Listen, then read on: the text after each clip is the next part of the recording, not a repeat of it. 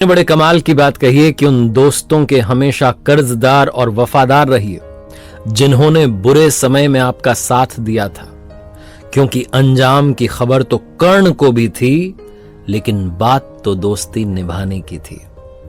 नमस्ते दोस्तों, मैं हूं आरजे कार्तिक। एक बड़ी छोटी सी कहानी है दो दोस्तों की।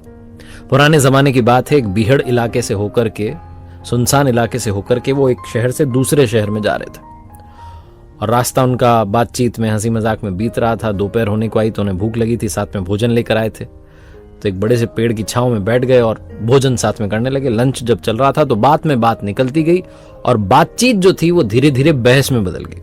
और जब बहस होने लगी तो एक दोस्त को गुस्सा आ गया, उससे रहा नहीं गया, उसने दूसरे दोस्त को थप्पड़ लगा दी। जिसको थप्पड़ लगी वो कुछ बोला नहीं, उल्टा उसने काम किया। उसने जमीन पर देखा, एक लकड़ी का जो था, एक लकड़ी पड़ी हुई थी, पेड़ की टहनी का रखा हुआ था टुकड़ा, उसको उठाया और मिट्टी पर उसने कुछ लिखा।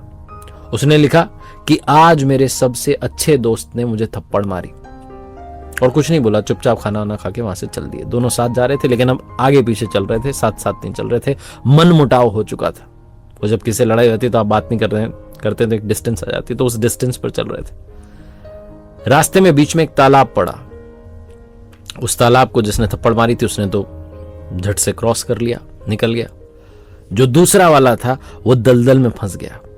बहुत देर तक उसने खुद से कोशिश की बाहर निकलने की, निकल नहीं पाया, तो जोर से चिल्लाने लगा, बचाओ बचाओ। जिसने थप्पड़ मारी थी उसने पीछे पलट के देखा कि अरे दोस्त फंसा हुआ है। दौड़ के गया और जैसे तैसे बड़ी मुश्किल से उसे दलदल से बाहर निकाल दिया। अब वो जैसे ही तालाब से बाहर आया तो उसने फिर से एक काम किया। दौड़ के गया, उसने एक पत्थर का टुकड़ा उठाया और पेड़ का जो तना था उस पर उसने लिखना शुरू किया। और उसने वहां लिखा कि आज मेरे सबसे अच्छे दोस्त ने मेरी जान बचाई।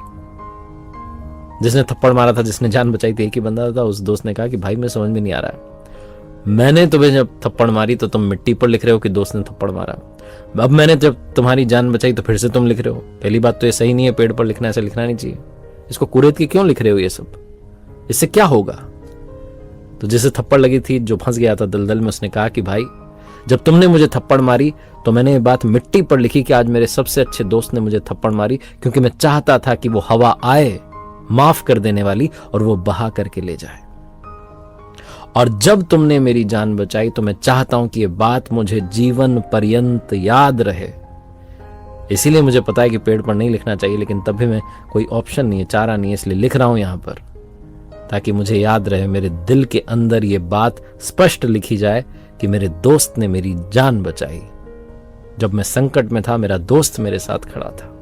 बहुत छोटी सी कहानी जो ये बताती है कि दोस्ती कैसे निभाई जाती है, और ये भी बताती है कि जब आपकी लाइफ में भुलाने वाली बात आए तो उसको ऐसे कहीं मिट्टी पर लिख दो, ताकि हवा आएगी और उसे बहा करके ले जाएगी। और जब आपको लगे कि कोई ऐसी घटना हुई है जिसे जीवन भर याद रखना है, तो उसे अपने दिल में कैपिटल बोल्ड इटैलिक करके लिख लो, ताकि लाइफ टाइम आपकी मेमोरी में वो सेव हो जाए।